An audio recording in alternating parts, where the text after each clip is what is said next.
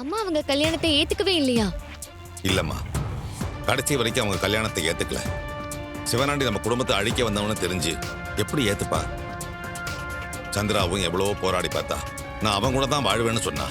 ஆனா சந்திராவை உட்கார வச்சு சிவனாண்டி நம்ம குடும்பத்தை கெடுக்க வந்தவன், அவனை நம்ம குடும்பத்துக்குள்ள விடலாமான்னு சொல்லி அவளுக்கு கொஞ்சம் கொஞ்சமா புரிய வச்சா. சந்திராவும் ஈஸ்வரி சொல்றதுதான் சரின்னு நினைச்சு வீட்லயே இருந்துட்டா. இதெல்லாம் நடிப்புன்னு பின்னாடி தான் தெரிய வந்தது.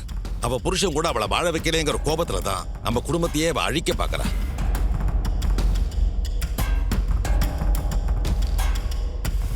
இப்போ அவங்க டிராமா தான் மாமா பண்ணிட்டு இருக்காங்க.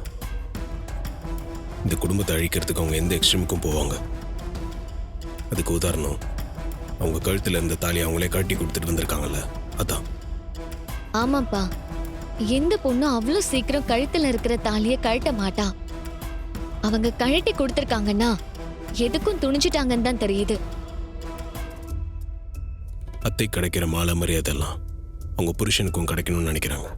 அது தப்பு இல்லை. ஆனா அதுக்காக இந்த குடும்பத்தையே அழிக்கணும்னு நினைக்கிறாங்கல்ல, அது தப்பு. அத்தை தான் சொன்னதுக்காக தாலியை கழட்டி கொடுத்துட்டு வந்துட்டாங்க சின்னத்தை நினைச்சிட்டு இருக்காங்க.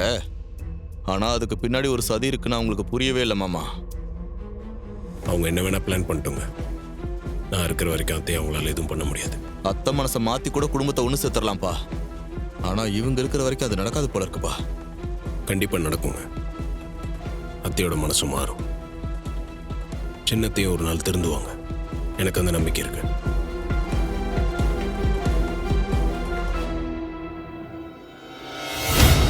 அவனே, மருமக வந்திருக்கா பாரு.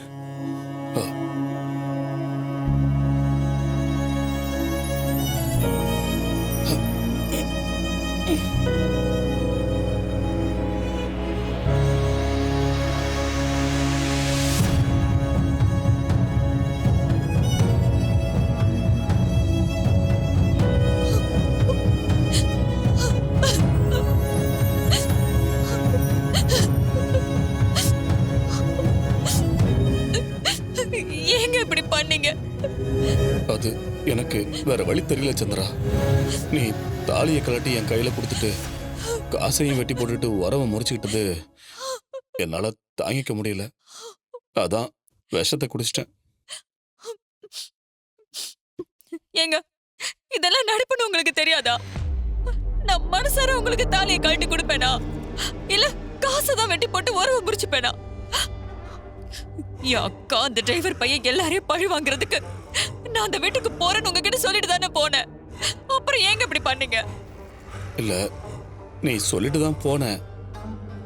இருந்தாலும் தாலியை கலட்டி கொடுத்துட்டு போனதை என்னால தாங்கிக்க முடியல.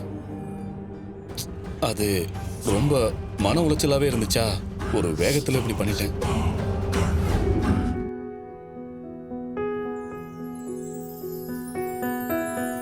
அண்ணா, டேபிள் சேர்லாம் போட்டாச்சா? எல்லா வேலையும் முடிஞ்சுல்ல? எல்லாம் முடிஞ்சு தம்பி. கிளீன் பண்ற வேலை தான் பாக்கி. சரிண்ணே, கொஞ்சம் சீக்கிரம் முடிச்சிருங்க. தம்பி, என்னைக்கு ஹோட்டல் திறக்க போறீங்க? இன்னும் கொஞ்ச நேரத்தில் ஜோசியர் வந்துருவாரு. அவர் வந்ததும் என்னைக்குன்னு தெரிஞ்சிடும். சரிண்ணே, நீங்க வேலையை பாருங்க. சரிங்க தம்பி. சகல, நடக்கிறதெல்லாம் கனவா நினைவானு என்னால இன்னும் நம்ப முடியலப்பா. ஏங்க அப்படி சொல்றீங்க? இல்லப்பா, கண்ணை மூடி கண்ணை திறக்கிறதுக்குள்ள சட்டுன்னு எல்லாமே நடந்துருச்சுப்பா. சின்னத்தை என்ன அசிங்கப்படுத்தி பேசினது, அதுக்கப்புறம் நான் ஹோட்டல் வேலைக்கு போனது, நீ பேங்க்ல லோனுக்கு ஏற்பாடு பண்ணது, இந்த ஹோட்டலை விலை பேசுனதுன்னு எல்லாமே மின்னல் வேகத்தில் நடந்துருச்சுப்பா. நீ மட்டும் இல்லைனா இதெல்லாம் எதுவும் நடந்திருக்காதுப்பா. இதுக்கெல்லாம் நான் உனக்கு என்ன கைமாறு செய்ய போறேன்னு தெரியலப்பா. இப்படியே இன்னும் எவ்வளவு நாளைக்கு தான் சொல்லிட்டு இருக்க போறீங்க? விடுங்க. இல்ல சகல, நீ இந்த ஹோட்டல் தொழிலுக்கு மட்டும் ஏற்பாடு பண்ணலப்பா. எங்க குழந்தைக்கு அத்தை சிவனாடியால வர இருந்த ஆபத்தையும் நீ தான் போக்கியிருக்க. நீ மட்டும் இல்லைனா அன்னைக்கு நாங்கள் எங்கள் குழந்தைய இழந்திருப்போம். இன்னைக்கு அத்தையும் எங்கள் குழந்தைய நல்லபடியாக ஏற்றுக்கிட்டாங்கன்னா அதுக்கு நீ தான் காரணம். இதுக்காக எத்தனை தடவை நன்றி சொன்னாலும் தப்பு இல்லைப்பா. வாங்க ஜோசியரே. வணக்கம். வணக்கம். வணக்கம். ஹோட்டல் திறக்க நல்ல நாளாக குறிச்சு தர சொல்லி கேட்டிருந்தோமே, குறிச்சிட்டு வந்துட்டீங்களா? குறிச்சிட்டு வந்திருக்கேங்க.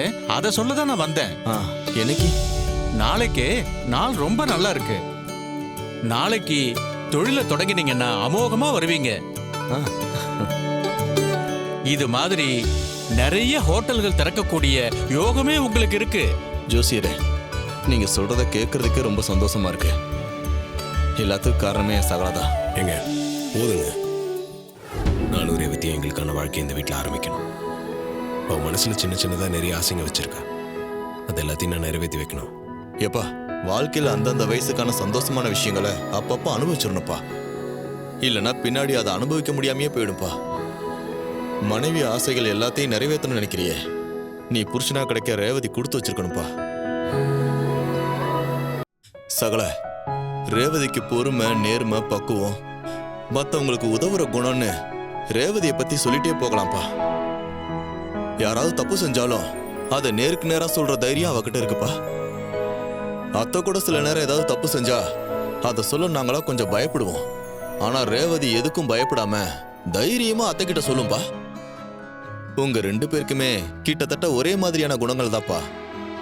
நீங்க 2 பேரும் வாழ்க்கையில் இணைஞ்சது ரொம்ப சந்தோஷம்ப்பா. உங்களால வீட்டுக்கு மட்டும் இல்ல, உங்களை சுத்தி இருக்கிறவங்களுக்கும் நல்லதுதான்ப்பா நடக்கும். ரேவதி ஆசைப்பட்ட வாழ்க்கையை ஒரு புருஷனை நான் அமைச்சு கொடுக்கணும். அவ எப்பவும் சந்தோஷமா இருக்கணும். நம்ம குடும்ப பிரச்சனை, கும்பாபிஷேகம் இதெல்லாம் நல்லபடியாக முடிஞ்சதும் அவ கூட அமைதியான ஒரு சந்தோஷமான வாழ்க்கை இந்த வீட்டில் ஆரம்பிக்க போறேன்.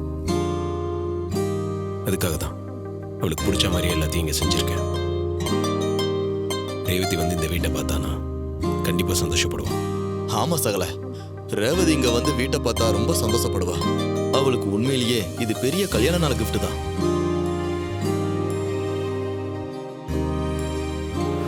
உன் ஆளுக்கு புது ட்ரெஸ் எடுத்து கொடுத்து கோயிலுக்கு கூட்டிட்டு போய் சாமி கும்பிட்டு அப்படியே சென்னைக்கு போய் அவர் வீடு, ஆபீஸ் எல்லாத்தையும் பார்த்துட்டு வந்தா அவருக்கு சர்ப்ரைஸா இருக்கும்ல. ஐயோ அக்கா, நான் என்ன சொல்றேன், நீ என்ன சொல்லிட்டு இருக்க? சென்னைக்கு கூட்டிட்டு போய் வீடு, ஆபீஸ் இது எல்லாத்தையும் காட்டுறது இதெல்லாம் அவரு செய்ய வேண்டிய சர்ப்ரைஸ். என்ன போய் செய்ய சொல்ற? ஏன்க்கா இப்படி குழப்பிட்டு இருக்க? வேற ஏதாவது ஐடியா இருந்தா சொல்லு. ஆமால, இது அவர் செய்ய வேண்டிய சர்ப்ரைஸ்ல கொஞ்சம் கன்ஃபியூஸ் ஆயிட்டேன். அக்கா, எனக்கு ஒரு ஐடியா தோணுது, சொல்லவா? சரி சொல்லு. நீ சொல்ற ஐடியாவாச்சும் நல்லா இருக்கான்னு பாப்போம். பேசாம மாமாக்கு ஒரு கார் வாங்கி கிஃப்ட் பண்ணா என்ன? அவர் எப்பவுமே கார்ல தானே போறாரு வராரு. ஏய், கார் வாங்குறது ஒரு புது ஐடியாவாடி. அக்கா, அவருக்கு கார்னா பிடிக்கும்ல, அதான் சொன்னேன். ஏய், அவர்கிட்ட இல்லாத காரா? வெளிநாட்டு கார் வரைக்கும் எல்லாமே வச்சிருக்காரு. அதெல்லாம் அவருக்கு சர்ப்ரைஸ் கிஃப்டா இருக்காது. இன்னும் பெட்டரா ஏதாச்சும் சொல்லு. ஏய், எங்களுக்கு தெரிஞ்ச ஐடியால நாங்க சொல்லிட்டோம். இனிமே எங்களால முடியாது. நீயே யோசிச்சு என்ன கிஃப்ட் கொடுக்கலான்னு முடிவுக்கு வா.